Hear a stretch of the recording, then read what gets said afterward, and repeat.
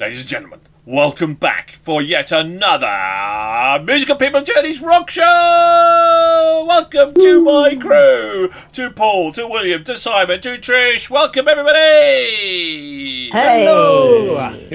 So, if you're tuning in for the first time, what's this all about? Well, it's all about we reviewing the very latest rock albums out there. And not just the big bands, but the little bands. The ones that are coming through.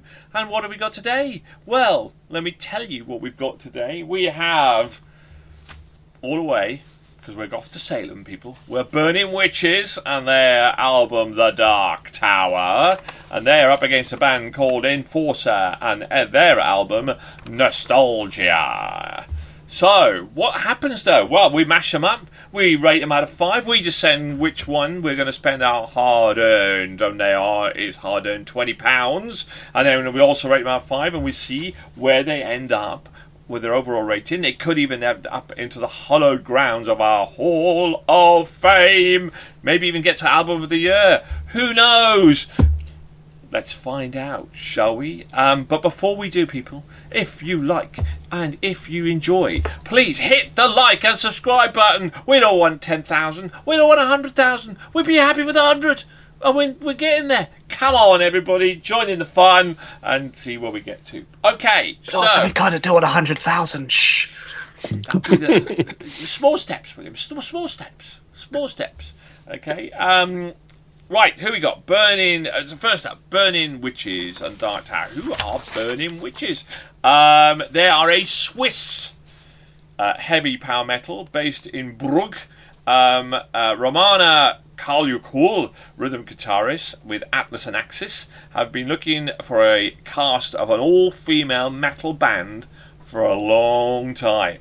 And over the years, she got to know the different musicians and finally found the first cast with bassist Janine Grob, drummer Lala Frankenstein. Oh God, we'll just call her Lala because, I'm not even going there. And singer Serenia Telly. In 2006, lead guitarist Elysion Weiss completed the lineup. On the 4th of December, the band released their Circle of 5 EP and they recorded their 4th studio album, The Witch of the North. The album was again produced by Skirmer and mastered by VO Power. The album was released in 28th of May 2001. The album entered the German and Swiss album charts at number 16 and 6, respectively.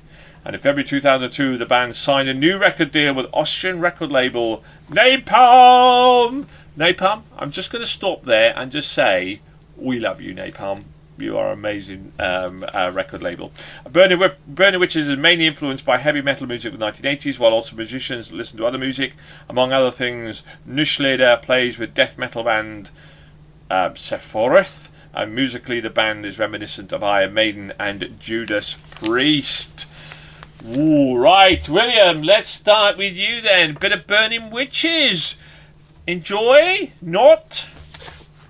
I think there's few of my like witches. I don't know why. There's a vague sort of inkling that they're a fan. Firstly, the album cover. It's cool. That's a 5, people. Coming for William. That's all you need. A good cover. I enjoyed this album. So, intros and albums, touchy subject as they have been. This time, I think it works. Because it's more than just science. It's short, only a minute long. It has a sort of spooky, kind of mysticky build up to it, which works to it. And it goes straight into Unleash the Beast, which is a fast, powerful opening song. Very enjoyable. This is good. Good vocals, very good guitar. World on Fire. World on Fire? Yeah, World on Fire starts with an amazing bit of guitar. Did a little like finger tapping. I think that's what it's called. I forget the proper terminology. Yeah. That's very exciting. They do an interesting thing. I think it's quite interesting. Where halfway through the album they have it slow down and they have another mid-album intro where they have a song where it just stops again, goes into like a spooky kind of sound before going into The Dark Tower, which is the title track of the album, which for me it did work. in the context of listening to it as a whole album. But I worry that because of, trying to listen to it in the context of an album, trying to take, say, The Dark Tower on its own doesn't really make it work quite as well, because you have that,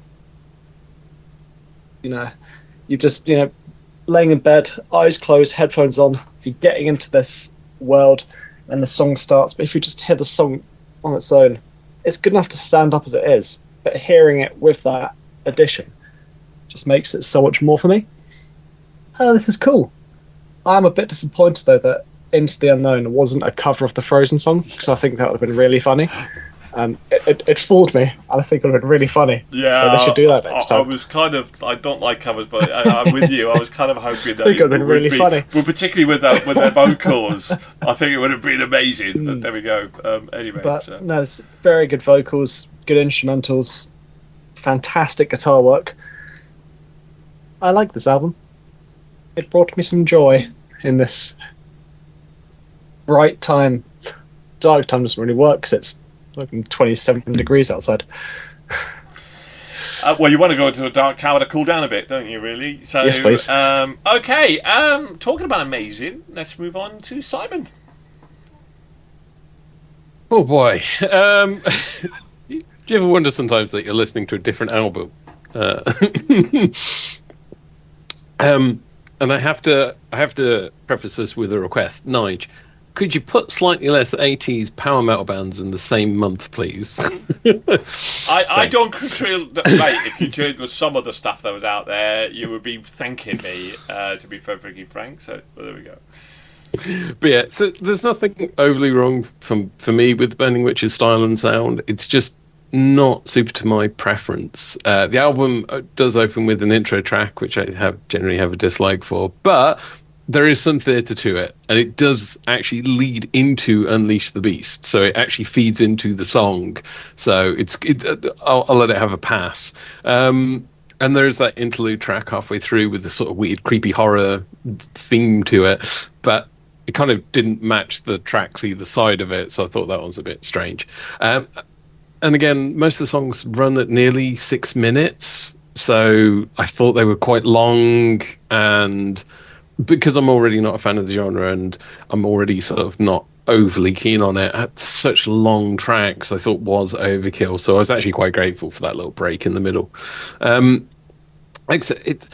not bad, it's just not something I enjoy overly, so they were alright. Cool. Paul. Okay. So, all-girl band Burning Witches produce an infusion of theatrical power metal and 80s style heavy metal, such as Priest, Accept, Primal Fear. The switch in styles can easily be seen between Unleash the Beast and Renegade. While some tracks race along, others feel like padding. For me, the standout was Tomorrow, a power ballad that is beautifully and emotionally sung and creates a poignant stillness in the record. However, because of the number of theatrical tracks, the album feels bloated, and as Simon has pointed out, it's just too long a listen. The inclusion of Ozzy, Shot in the Dark, and Wasps, I Want to Be Somebody, which they totally own, shows the fun side of the band. I just wish the content had been a lot leaner. Trish, now you're part of the covenant. If you're Burning Witches, you're a rock chick witch. You cast a spell on us, is what I'm trying to say. Okay. The title of the album, the name of the band, the album cover had everything about it that I love, so I had high hopes for the album, which started with the haunting, albeit brief, Rise of the Darkness. Yes, some of the songs are clever with the theme of witches and casting spells, but I found the sound of the album very generic. Nothing stood out for me or grabbed me. I also found the album quite long in length. It could have been shorter, and I may have appreciated the generic rock sound more. I guess the lesson to learn is not to have expectations, then you can't be disappointed. And unfortunately, I was. That doesn't mean I don't think the band aren't talented. It's just not my bag. So I started where Simon was, and I ended up where Will was on this album, because I just kept coming back to it. There was something about her voice, and it was a bit gruff, and it was a bit rough, and you know what, we talked about other power metal bands that are incredibly generic. I mean, and there was a lot of variation in this album, and yeah, it was a little bit long on times, but it was very thematic. I mean, and that's what you want. And I would put more this strain towards, you're right, 80s, but more strain towards that power metal kind of vibe, if you like. And you know, they made a thematic album. And it was a very, very, I mean, super talented, really good. And I think the problem was with obviously that she's got a rough kind of voice, really. But it kept making me smile. It kept making me come back for a little bit more. I go, do I like that? I think I might do. And it kind of just grew on me and grew on me and grew on me. And I thoroughly, World on Fire, you're absolutely right.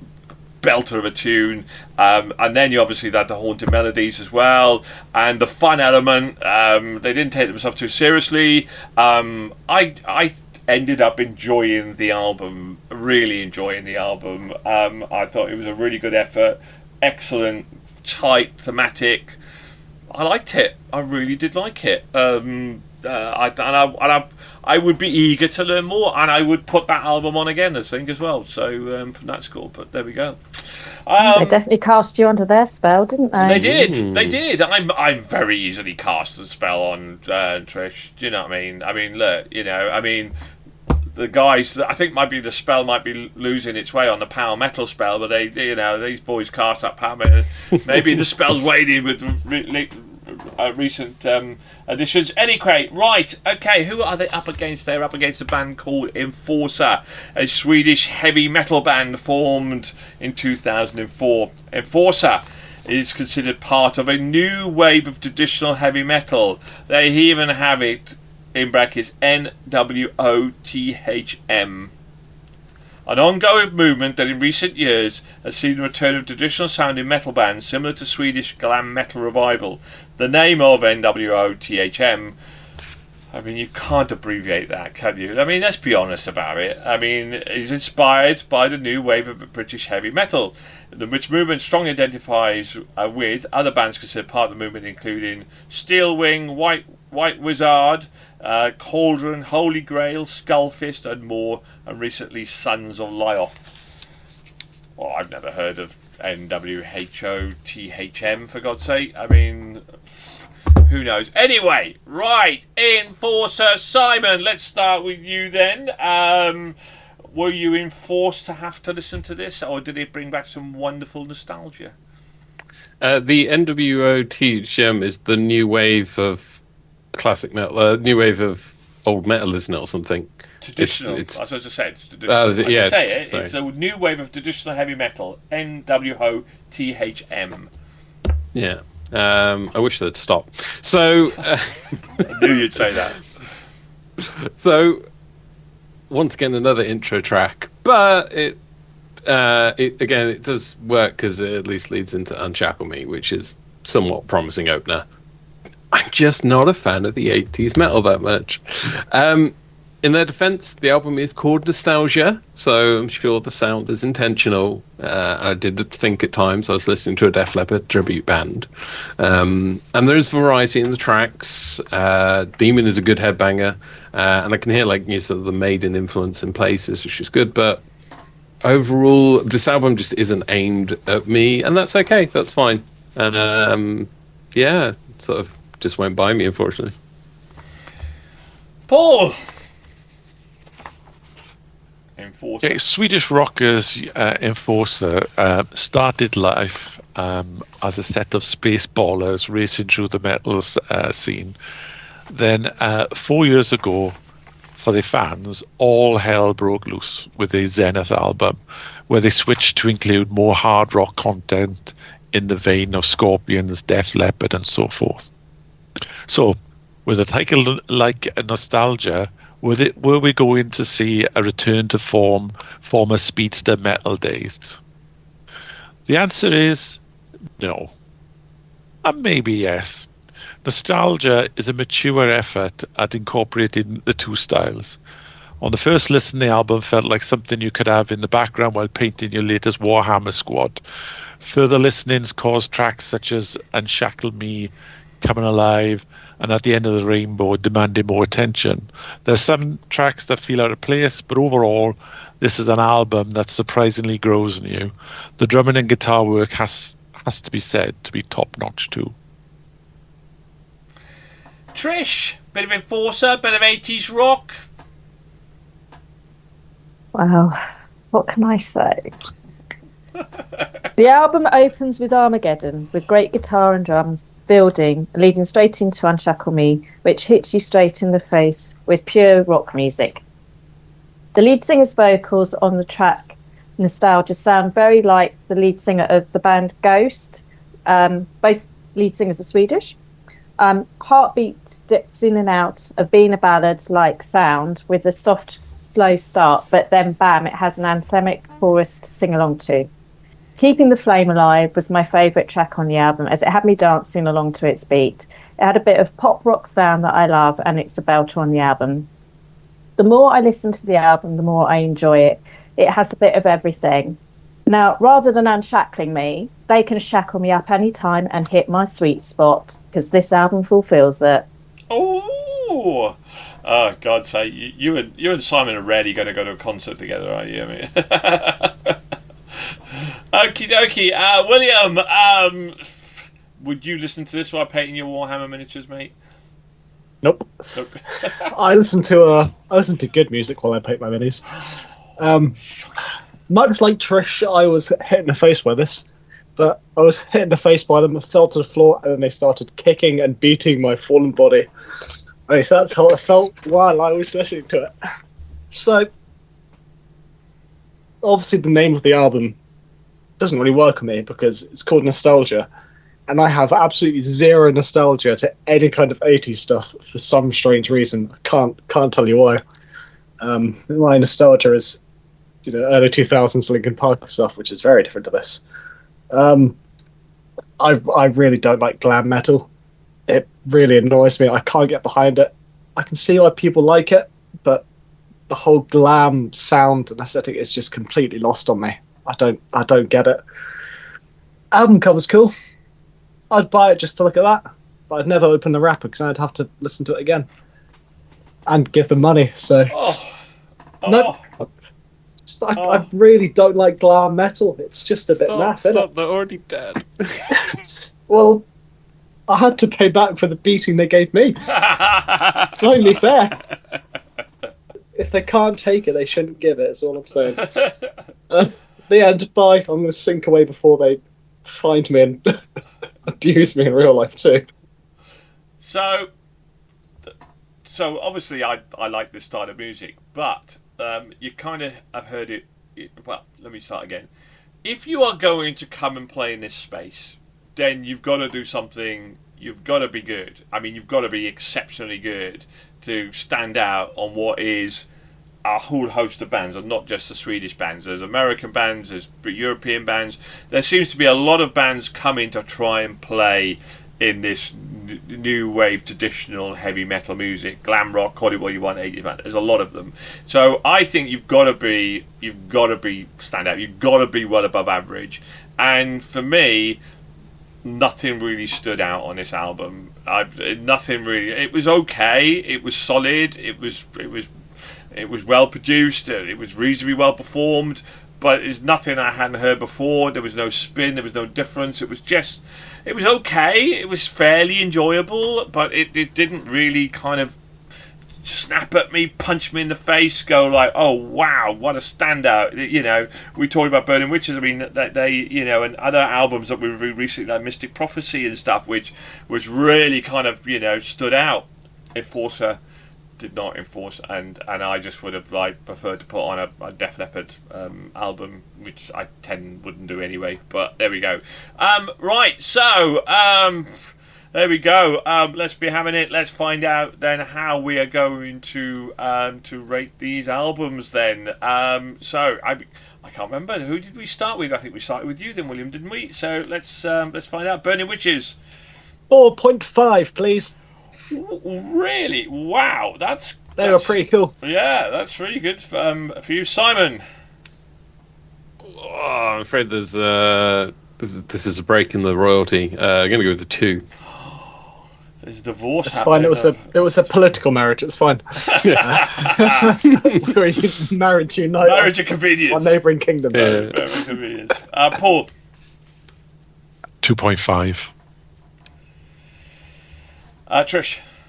1.5. Ooh. It was a 4 from me.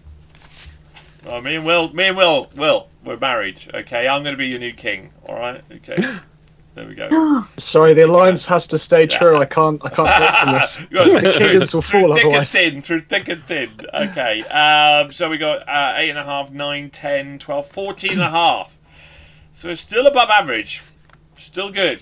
It's still a solidly good rating. Enforcer, Will. Oh, Cyclops 0.5. Had really cool album art. Okay. Simon. We're going to give it a 2 as well. Paul. 3. And Trish. It's an Unshackle Me 5. 5? Ooh. 5? I loved it. No, I'm not saying. It's like chalk and cheese. I was in the middle. Not quite in the middle. Which side did I go on? I go along with Paul. I give it a 3. I thought, Paul, you were going to rate that higher based on your review. But there we go. So we're looking at, 10... So 8, 10, 13, 13 and a half. So, however, person purchasing the album, 1 all, 2-1. Simon, you give both a 2. Which one are you going to buy? I have to go off the album covers here. Probably Burning Witches. We've just bought Burning Witches, people. We've just gone on board 3-2. We bought Burning Witches. There we go. Congratulations to them. They did edge it in a close contest, 14.5 plays 13.5. So they edged the battle of the mashup, and a lot of love and hate here with these two albums. Me and Will love Burning Witches. Everybody else went meh, and Trish love Enforcer, and she was the only one that did. Me and Paul thought it was meh. Yeah, it was alright, really, but there we are. So, looks like you're going to that concert on your own then, Trish. Oh, Sorry to say. I'll drive you. The Enforcer concert. Oh. When it happens. Anyway, there we go. Everybody, I hope you enjoyed the show. Please, everybody, come on. What has everybody got to do? They have got to... Like and subscribe. Yeah. like and surprise. Hit the like button, hit the subscribe button. Please get us up to 100. We would be eternally grateful. And thank you to my wonderful crew today, to William. I think it should be a special reward for people, Nigel. What's that, Paul? If we hit 1,000 likes, yes, you will read out every member of every band in Switzerland. Yes. Paul, I desperately, mate, I love the idea. I would spend a whole show listening to that. I desperately want to get to that 1,000, but I'm not that desperate. Right. Does it count that one of our podcasts has reached 1,000, Paul? I know. I'm on about this particular podcast. This one. This okay. one. No chance. No, you want to like and subscribe. Hit the like and subscribe button. I start again. Thank you to my wonderful crew, to William, to Trish, to Paul, to Simon. Thank you, everybody. Keep on rocking. Keep safe. Goodbye, everybody. Bye.